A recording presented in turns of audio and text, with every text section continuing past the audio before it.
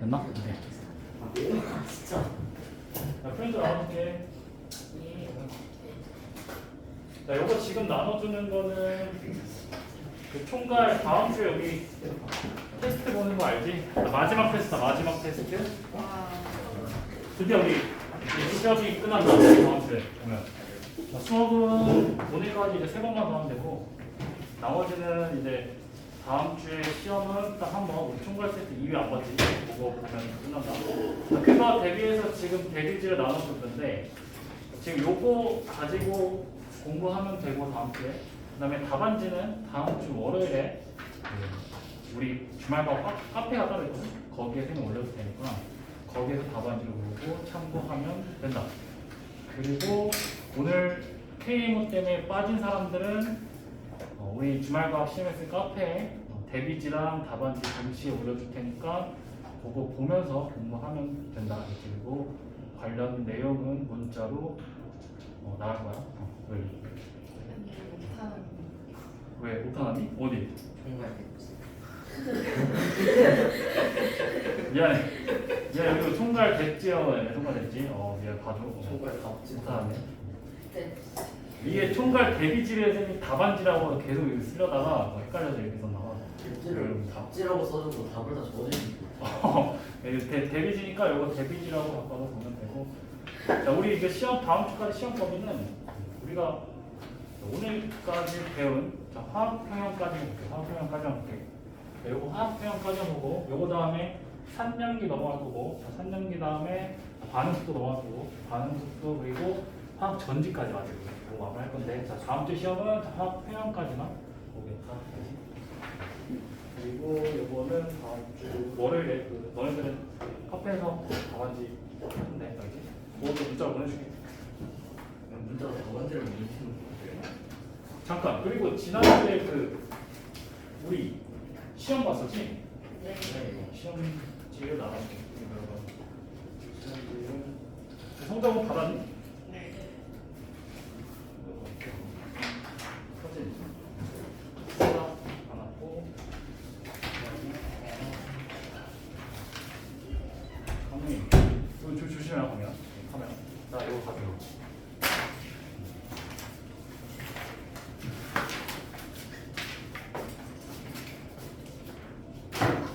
파인. 요거 하나. 둘이 하나. 윤호. 성원. 정환이. 정환이. 소연이 하나. 성호. 승원이 안 받았네? 없지. 좀 넘겼나 보다.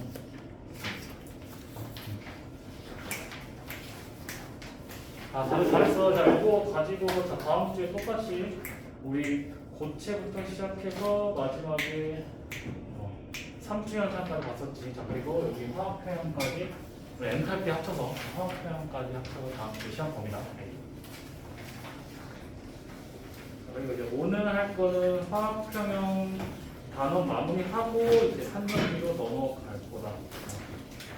이로 넘어갈 거다. 프린트 좀 나눠줄게. KMO 때문에 안 나온 학생들도 이 프린트는 카페 가서 카페 올릴 테니까 카페 가서 다운로드 받아서 수업을 들으면 됩니다. 3명 많이 안 오면 됩니다.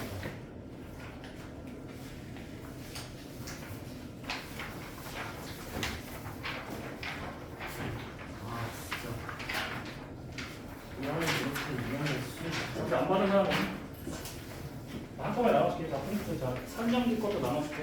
오늘 할 거. 그것도.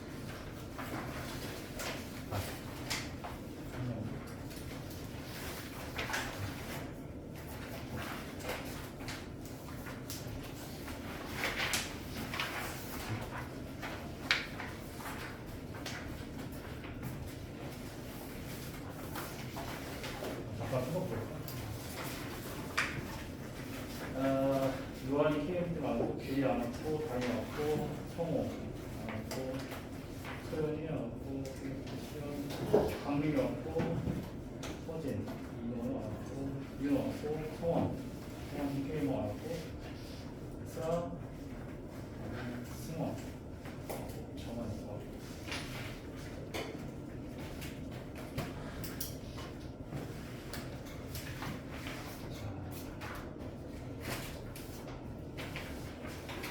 지난 시간에 혹시 사업에 꽃이 많지만 그냥 좀 공부했니? 안 해서? 또 안 해서? 야 3개월 됐는데 언제쯤 할 거냐 그러면? 끝나고 할 거야? 3개월 끝나고? 총괄 전에 벼락치기로 1시간 하지 않았어? 중간에 벼락치기로? 물론 그냥 게임 승급전에 겹치면 게임을 하고 이런 거 선생님 시험 보기 전에 한번 해주잖아. 근데 복습 좀 해야 돼.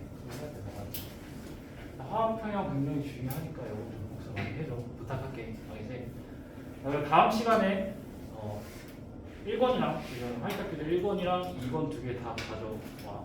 네, 알겠지? 지난 시간에 또 선생님 다시 한번 복습해보자. 항상 속하게 하는 거 복습하지? 복습하면 돼요. 자, 어쨌든 화학평형을 배웠었다. 기억나니? 약간 나? 화학평형 되게 어려웠니? 어렵진 않았지? 네. 화학평형은 처음부터 끝까지 평형 이론까지 좀 정리해서 설명했는데 자 간단하게 다시 한번 해보자. 지금 화학평형에 대한 정의는 뭐 여러 가지 있는데 가장 중요한 건 딱 두 개 말해줬어. 첫 번째는 전반응의 속도와 역반응의 속도가 같아지는 상태를 화학평형 상태라고 했지. 두 번째 조건은 생성물의 농도와 반응물의 농도가 일정하게 유지되는 상태를 화학평형이라고 했었어. 근데 조건이 하나 있다고 했지. 화학평형 항상 가역 반응이어야 돼, 비가역 반응이어야 돼. 그렇지, 가역 반응이어야 역반응도 있겠지. 그래서 화학평형 항상 조건은 가역 반응의 전체 조건이야. 가역 반응이 항상 화학평형과 관련된 반응이야.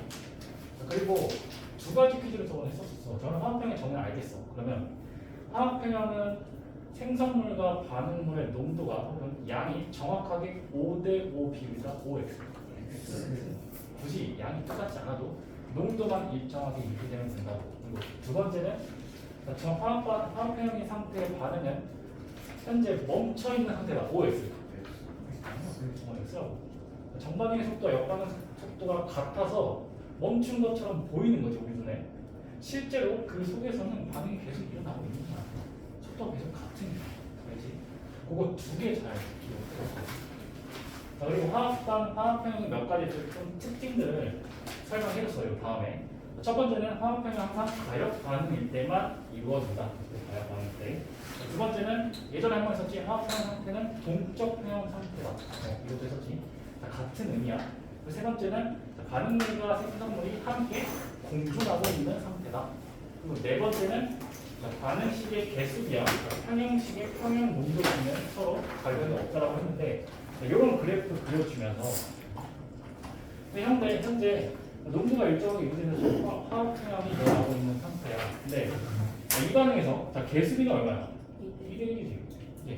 근데 평형에 도달했을 때 평형 농도비는 1대1이지. 그치? 그래서 개수비와 평형 농도비는 서로 관련있다. 기억나지? 기억나야 돼. 자, 그리고 그 다음 넘어갈게. 그래서 우리는 이제 이과잖아. 이과야. 그래서 화학평형에 대한 개념 알겠어. 근데 그거를 숫자로 좀 표현하자. 숫자로. 기호와 숫자로 좀 표현하자. 그래서 나온 개념이 평형상수. 중요한 개념이야. 평형상수에 대한 개념도 마찬가지로 반응물의 농도 곱과 생성물의 농도 곱의 비는 항상 어떻다? 항상 일정하다. 이 농도의 곱의 비는 B야. B는 항상 일정하다라고 했었고, 자 이거를 기호로 K라고 바뀌지. 들어가지? 이게 평형상수라고 했어. 자 그러면 평형상수 그걸 알겠어. 그럼 어떻게 표현하는데 보자고. 자, 이런 반응이 있었다. 이런 반응이 있었어. 자, 이때 평형상수 K를 구하는 C는 반응물의 농도 곱에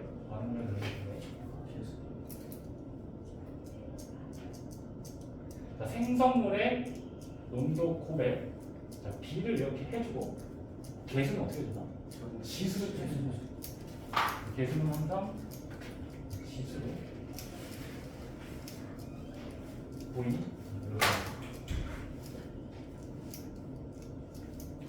A, B, C, D로 표현을 해준다. 자, 이거 굉장히 중요해. 평형상수 K를 구하는 방법이라고 했어. 자, 그리고 또 뒤에 가서 나온 내용이 우리 반응 진행 방향을 예측을 할 수 있다. 어떤 걸 이용해서? 평형상수를 이용해서. 이 평형상수는 항상 우리가 가고자 하는 목적지인데 어쨌든 반응의 끝은 서로 평형 상태일 거니까. 근데 현재 위치가 뭔지 모르겠어. 현재 위치가 뭔지 모르겠는데 평형상수를 알면 그 현재 위치에서 우리는 항상 평형상수로 가고자 하기 때문에 이 지금 반응 진행 방향이 정반응인지 역반응인지를 예측을 할 수 있다고 했지. 되지? 자, Q도 마찬가지로 반응 지수라고 하는 건데 자, Q는 표현할 때 K랑 똑같이 표현한다고 했지. 그치? 기억나니? 선생님, 그래서 장난하세요? 라고 했지. 장난하세요 하면서 자, 어차피 K랑 똑같은데 Q랑 뭐가 다르냐? 다른 점은 현 농도는 요거 지금 농도는 어떤 농도라고? 평형 상태일 때 농도를 K라고 했고 Q는 현재 농도 Q라고 했지. 현재 농도를 넣는 거야. 현재 농도는 임의로 실제다가 준다. 그래서 우리는 항상 Q에서 K로 가고자 한다. 그럼 첫 번째 Q가 K보다 작다라는 거는 Q가 K보다 작대. 그러면 이것도 Q로 이렇게 표현할 수 있겠지. Q가 K보다 작대. 그러면 반응물의 농도가 작은 거니 생산물이 작은 거니. Q가 K보다 작다. Q가 반응물의 생산물인데 Q가 K보다 작대. 생산물이 작은 거겠지. 생산물이 작으면 정반응적으로 반응이 진행이 되지. 그래서 Q가 K보다 작으면 정반응적으로 사는 거지. 반대로 Q가 K보다 크면 생성물이 현재 많은 거잖아.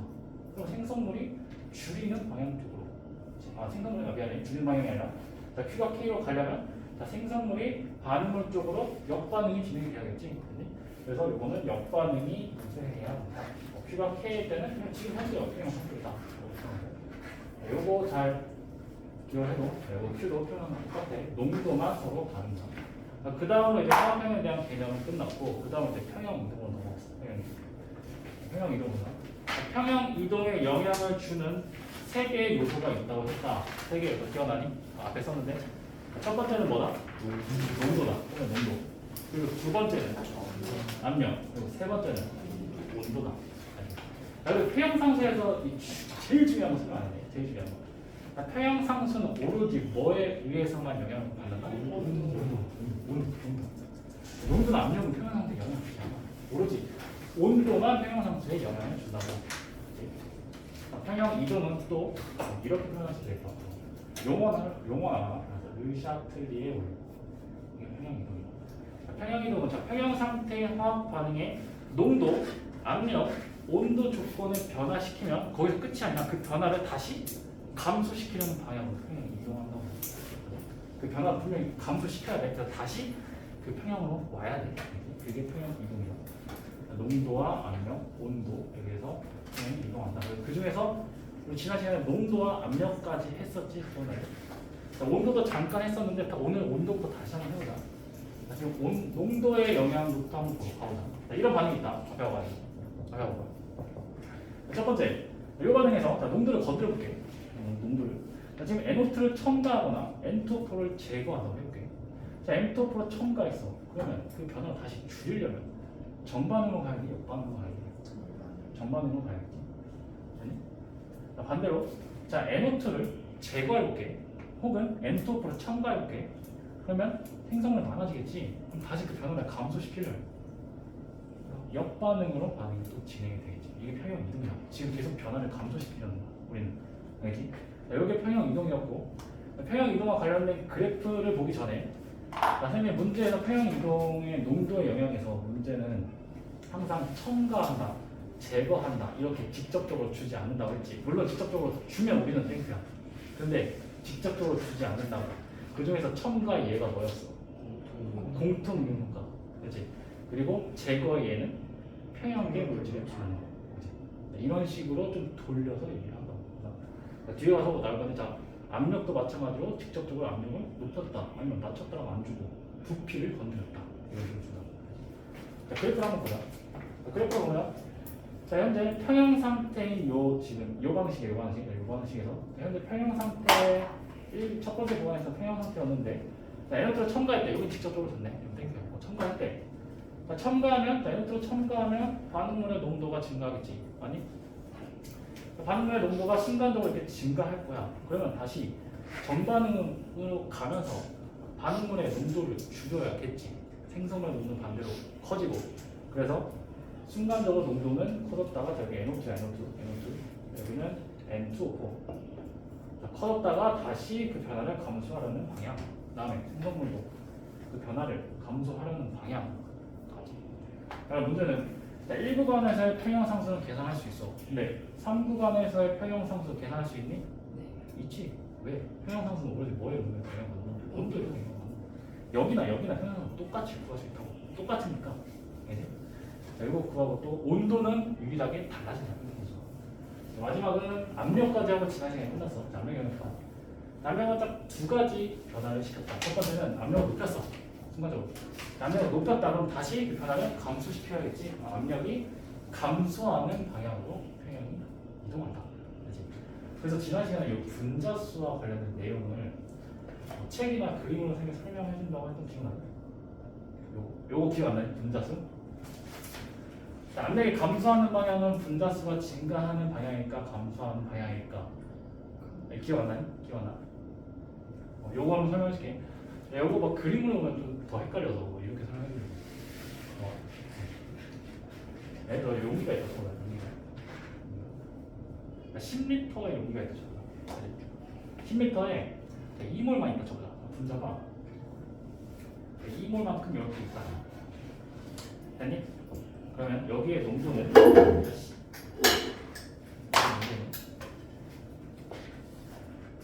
지금 10m 안에 농도는 뭐야? 부피분의 몰수니까 10m 안에 2몰만큼 있다 이거야. 그렇지?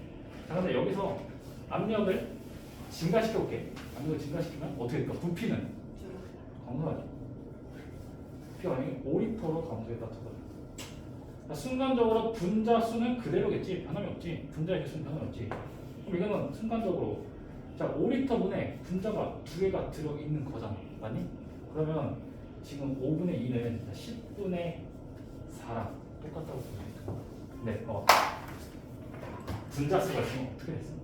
상대적으로 단위 부피랑 분자 수가 이거 단위 부피랑 분자 수가 늘어났지. 그럼 우리 그 변화를 줄이려면 분자 수를 다시 감소시켜야겠지. 맞니? 그래서 압력을 증가시키면 분자 수가 감소하는 방향 이동한다고 하면 돼. 알겠니, 정환이? 네, 알겠어? 자, 쉽게 말하면 압력이 감소한다, 분자 수도 같이 감소한다. 그러면 알지? 세트야. 자, 반대로 자, 압력을 낮췄어. 그럼 압력을 다시 증가시키려는 방향으로 이동해야겠지. 그러면 똑같이 분자 수도 어떻게 된다? 증가하는 방향으로 이동한다. 알지? 자, 그래서 순간적으로 이제 혼합기체 상황에서 순간적으로 압력을 높였다라고 하는 것은 부피를 어떻게 했다? 감소시켰다라고 표현을 해줄 수 있는 거야. 순간적으로 여기 순간적으로 첫 번째 구간에서 부피를 감소시켰대. 됐니? 그러면 부피를 감소시켰어. 그러면 압력은 어떻게 돼? 압력은 증가하겠지. 맞니? 압력을 순간적으로 증가시켜서 그럼 다시 압력이 감소하는 방향으로 가는 거 맞니? 자, 부피가 감소했다. 부피를 감소시켰어. 그러면 압력을 증가시켰다는 거야. 맞지? 그럼 다시 압력을 감소하는 방향으로 평형이 이동할 거고 분자수도 감소하는 방향으로 평형이 이동할 거야.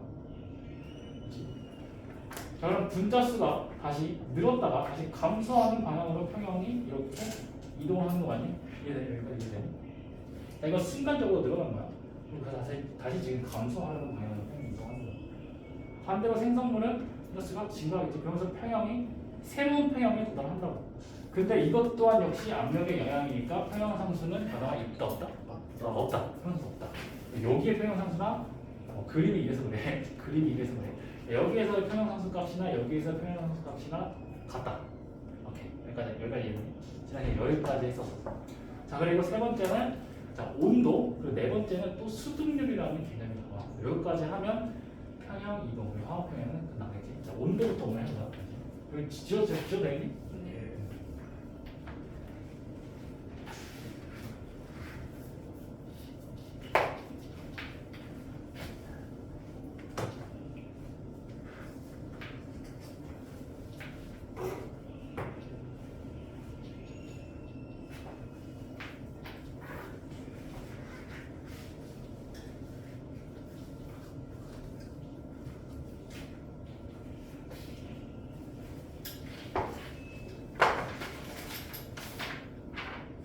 지난 시간에 준 프린트 한번 꺼내볼까? 지난 시간에 준 거. 프린트.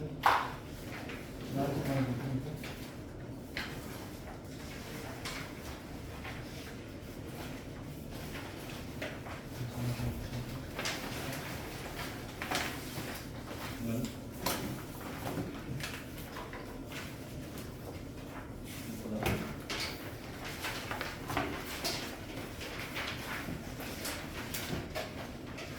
지난 시간에 좀 프린트에 자, 온도의 영향부터 볼게. 자, 3번 평형상수와 온도의 관계가 뭐니? 강민 있니? 프린트? 아, 시간다. 필기 좀 마지막 문제.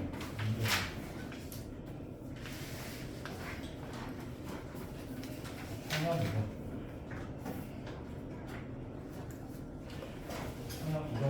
온도에 의한 영향이고요. 온도에 의한 영향 두 가지를 건들 수 있겠지. 온도를 높였거나 낮췄거나. 첫 번째는 온도를 높일 때, 그리고 두 번째는 온도를 낮출 때. 그다음에 이것 또한 온도를 높였다 낮췄다로 안 주고 이거는 가열했다. 이게 제일 쉬워. 이 표현이. 온도 낮추는 건 냉각했다. 이런 표현을 쓰면 한번 해석할 수 있지. 자, 온도를 증가시켰대. 그러면 다시 어떻게 해야 돼? 온도를 그렇지. 온도를 감소시키는 방향으로 평형이 이동해야지. 온도를 글씨체가 아니? 왜 글씨체 왜? 갑자기. 말안 들어? 예. 뭐? 예. 너무 글씨 못 써? 아니에요. 자, 글씨 잘 써볼게. 자, 온도를 낮췄어. 그럼 다시 온도를 그렇지. 온도를 증가시키는 방향. 평형이 이동할 거야. 시키고 다시 증가시키는 방향으로 이동하시죠. 자, 온도가 감소하는 방향, 온도가 증가하는 방향을 발열 반응과 흡열 반응과 관련지어서 한번 생각해보자.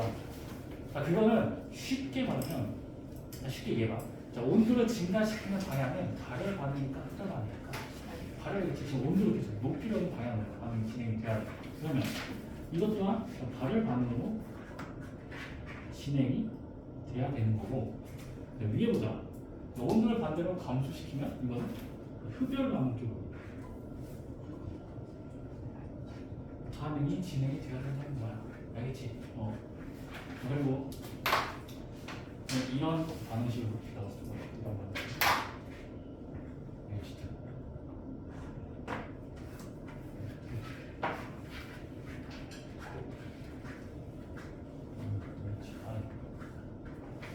델타 H가 마이너스 9.6 kJ다. 이런 방식이 해보면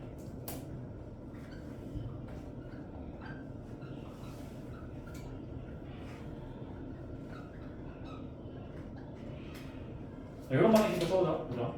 항상 델타 H분은 정반응과 연관 지어서 생각해야 되는 거 알겠지? 자, 델타 H분가 일단 마이너스래. 발열이야 흡열이야? 발열이지. 여기가 발열이겠네. 발열. 정반응 발열 반응이고 역반응이 흡열 반응이겠네.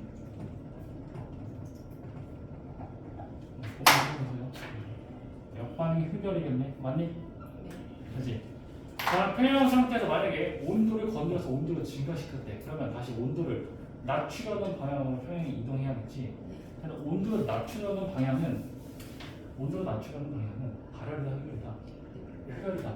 그럼 여기서는 정반응으로 진행이 된다, 역반응으로 진행이 된다. 역반응으로 진행이 돼야 된다는 거야. 알겠지? 반대로 평형 상태에서 온도를 낮추면 다시 온도를 올려야 되니까 발열 반응 쪽으로 반응이 진행이 돼야겠지. 그럼 정반응 쪽으로 평형이 이동할 거야. 온도에 대한 개념 잡히고, 온도에 대한 평형 이동 개념 잡히고. 그리고 온도와 관련해서 지난 시간에 또 이런 것도 했었어. 평형 상수와 뭐 어? 뭐라고? 까먹었네. 평형 상수와 온도와의 관계. 온도와. 두 가지 그래프의 개형이 나온다. 평형 상수 K와 온도와의 관계는 지난 시간에 이거 했는데 기억나는 모르겠다. 온도와 K와 관계는 두 가지 개형의 그래프가 나와. 온도, K고. 하나는 우상향하는 그래프, 또 하나는 우하향하는 그래프. 다음 그래프를 해석해보자. 두 가지야. K와 온도와의 관계와 관련한 그래프 두 가지 개형이야. 하나는 우상향, 하나는 우하향하는 그래프야. 자, 보자. 자, 온도를 지금 점점 올릴수록 K가 증가하고 있대. K가 뭔데? 맞겠네. K가 뭔데? 반응물의 농도 900. 생성물의 농도 900. 기간에 지금 온도를 점점 증가시켰다면 K가 점점 증가했다. 그러면 생성물이 점점 증가했다. 다시 온도가 증가했다, K가 커졌다, 생성물이 많아졌다. 온도가 커졌다, K가 커졌다, 생성물이 많아지면서 잘 되는 반응이다. 온도가 증가할 때 잘 되는 반응은 발열 반응이다, 흡열 반응이다. 온도가 높을 때 지금 지난 시간에 설명했지만 엄청 너희들 지금 뜨거운 사우나에 있다고 생각해봐. 온도가 엄청 높은. 열을 흡수하는 흡열 반응이 잘 되냐면 오히려 더 열을 더 뿜어내는 발열 반응이 잘 되겠니? 흡열 반응이 잘 되겠지. 열을 흡수하는. 지금 온도가 증가할 때 K가 커진다는 것은 온도가 증가할 때 잘 되는 반응이야. 그러면 흡열 반응이 더 잘 된다고. 그래서 이 그래프는 델타 H야. 양수인 흡열 반응이 나온 그래프.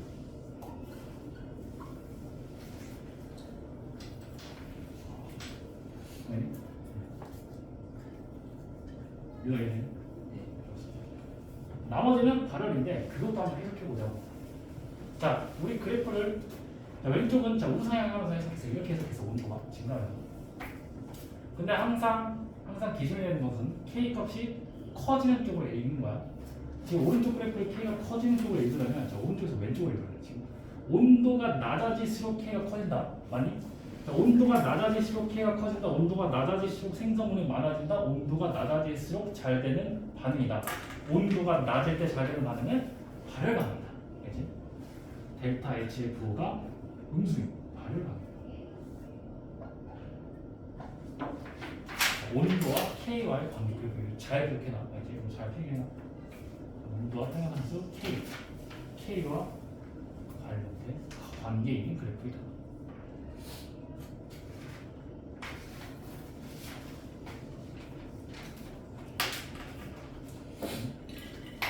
그러면 그래프만 해도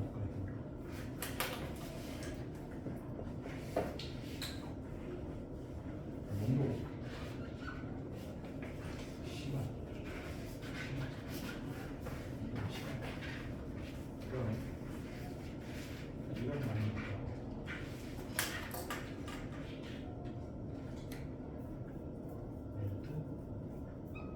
델타 H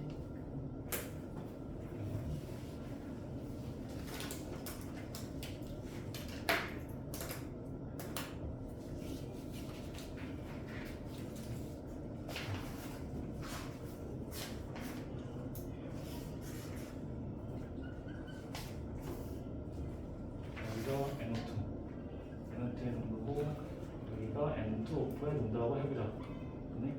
자, 델타 H의 부호 마쌤이 정해줄게. 자, 델타 H가 음수일 때 이 그래프를 같이 보자. 그래프 해석하는 방법 알려줄게. 자, 이런 그래프가 문제에서 많이 나와. 되네? 지금 일단 요거부터 해석해보자. 이거 열화학 반응이지, 그렇지? 자, 델타 H의 부호가 음수다. 무슨 반응? 발열이다. 그건 정반응은 발열이다. 역반응은 흡열이다. 여기서는 쌤이 가열이라고 해볼게. 가열이라고 해볼게. 온도를 높인 거야. 그렇지? 온도를 높이면 순간적으로 온도가 높아지겠지. 그럼 다시 온도를 낮추려는 방향으로 반응이 진행이 돼야겠지. 그렇지? 그러니까 온도를 낮추려는 방향은 흡열 반응이죠. 흡열 반응으로 진행이 되려면 정반응으로 진행이 돼야 하면 역반응으로 진행이 돼야 돼. 역반응으로 진행이 돼야겠지. 아니? 아니?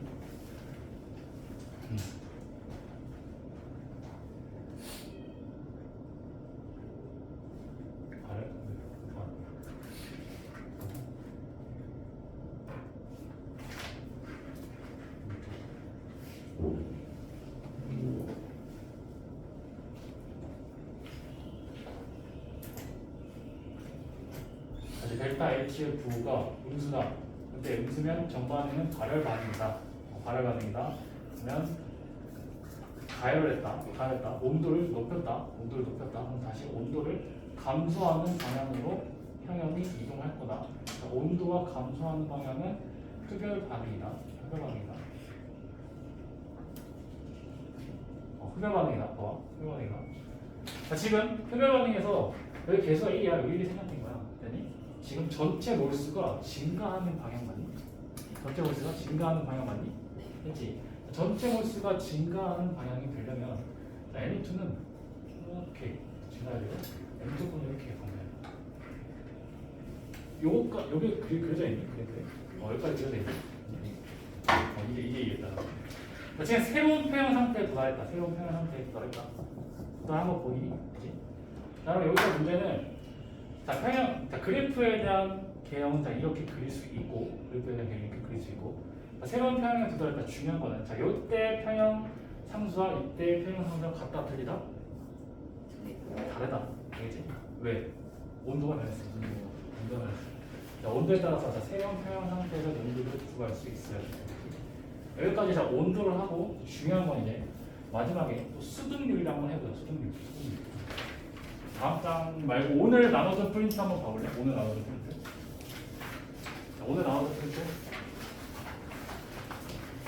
오늘 첫 번째로 나눠준 프린트 수등률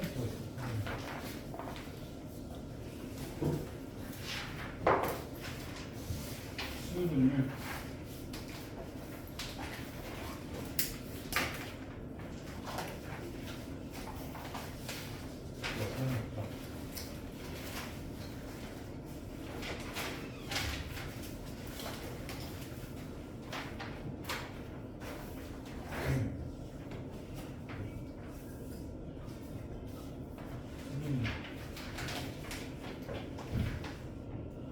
수등률은 프린트에 나왔겠지만 이렇게 써있습니다. 가능한 최대 생성물의 양분의 평형 상태 해서 생성물의 양 얘기하고 일단 써있습니다. 일단 수등률이라는 이 용어의 이 묘미부터 한번 해보자. 수등률이라는 것은 뭔가 반응물과 관련이 있는 것과 아니면 생성물과 관련이 있는 걸까? 수등률이야. 뭔가 생성물과 관련된 내용이야. 수등률. 자, 얼마만큼 반응시켰을 때 얼마만큼의 생성물이 만들어지기를 수등률로 표현하는 거야. 그렇지? 그래서 이런 것도 이렇게 계산할 수 있는데 우리 이렇게 복잡하게 생각하지 말고 나는 어떻게 하냐면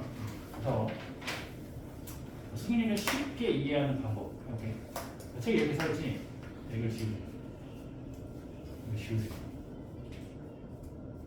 이거 지워버리세요. 그리고 우리가 초점을 맞춰야 되는 건 생성물만 보자. 생성물. 이때만 지우고 이제 생성물만 보자.